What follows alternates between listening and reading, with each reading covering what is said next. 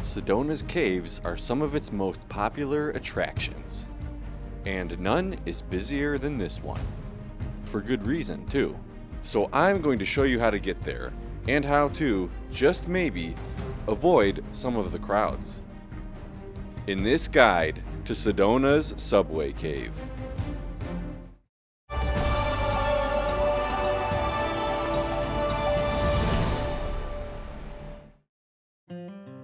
Welcome back to Dan Treks and my Sedona, Arizona series.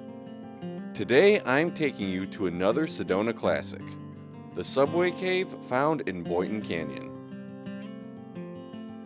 While caves like Robber's Roost, which I visited in a previous video, are more remote and less trafficked, the Subway Cave, unfortunately, is not. I'd argue that it's the most popular cave in the Sedona area, with photographs of it all over social media now.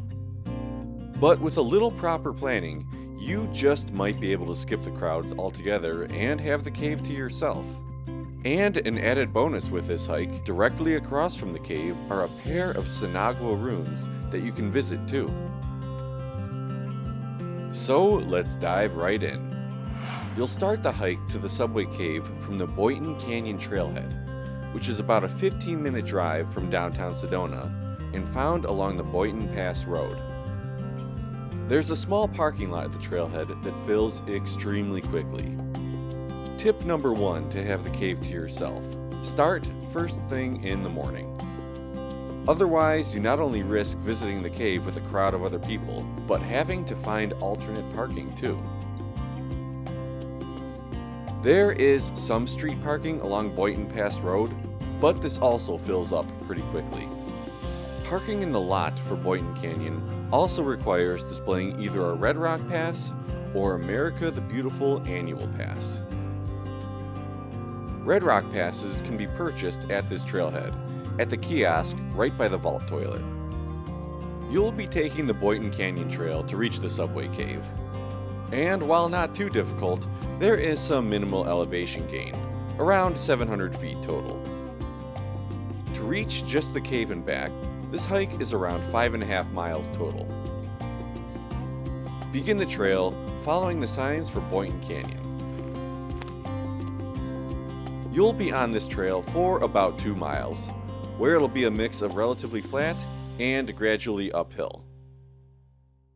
The first mile or so takes you into the Red Rock Secret Mountain Wilderness, up past some pretty tall red rock cliffs, as well as the Sedona Enchantment Resort on your left. The next mile is a little more scenic, with even more beautiful red rocks, before descending into a wooded area. Continue along the trail until you see this tree. Yes, this exact tree. You'll want to burn the image of this tree into your head. If you stay on the trail straight, you'll continue into the heart of Boynton Canyon. But if you turn right at this tree onto a spur trail, it'll take you to the Subway Cave. It's not a bad idea to have a map downloaded to your phone that you don't need cell service to access. I used the Boynton Canyon map on the AllTrails app, and while the followed route doesn't lead to the Subway Cave itself, the spur trail to it is clearly marked. From the turnoff at the tree, there's a chance that the trail to the cave may be blocked by logs or other rubbish. Simply go around or over them. While this spur trail isn't exactly maintained, it's trafficked enough that it's relatively easy to follow. You'll want to stay on it until it comes to a fork, which I unfortunately did not film. To the left, you'll see that it takes you across the creek, and to the right, it heads uphill. Stay to the right. This is the way to the Subway Cave. It's just under a mile total from the turnoff at the tree to the cave. And from here, it zigs and zags a bit, while heading gradually uphill. But you'll soon find yourself at the base of some red rock cliffs. Once you pass this sign noting the ruins in the area, you'll know that you're close.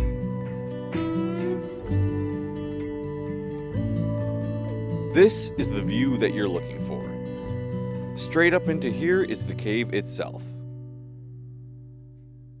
quick look up and to the left, and you should be able to spot those Sinagua ruins as well.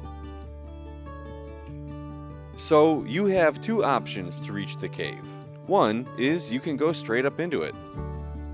The rock slope here can be a little slippery, but if you stick to the sides that you can kind of grip onto, you should be able to make it no problem. If you're visiting while it's busier, this way in can turn into a traffic jam, with people going up and down at the same time.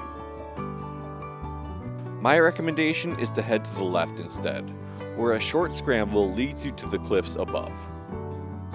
A quick note, if you have a bad fear of heights, this way might not be for you. Complete the scramble, and once at the top, head to the left to check out a couple of petroglyphs as well as the two runes.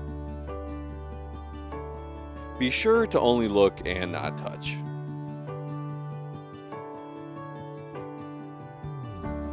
From here, you get some really awesome views of the canyon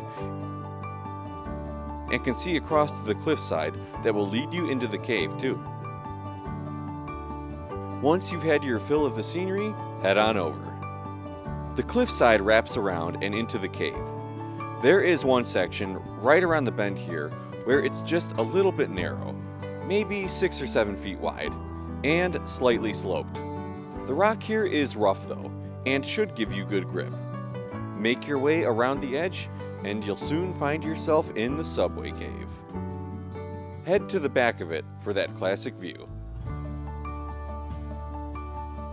If you're here during the busier months, expect a crowd. It'll probably be tough to get a photograph with nobody else in it. So that brings me to tip number 2 on how to visit the cave without anyone else around. Go in an off month, especially the winter time. Yes, you won't have the usual warm weather, and you might even risk some snow. I visited for the first time in September, and it was a madhouse. We visited again in December though, early in the morning, and were pleasantly surprised to only run into a handful of other hikers. So I guess the solution to no crowds is to visit early in the morning and or during an off month. With a view like this, it's easy to see why this is one of the most popular hikes in all of Sedona.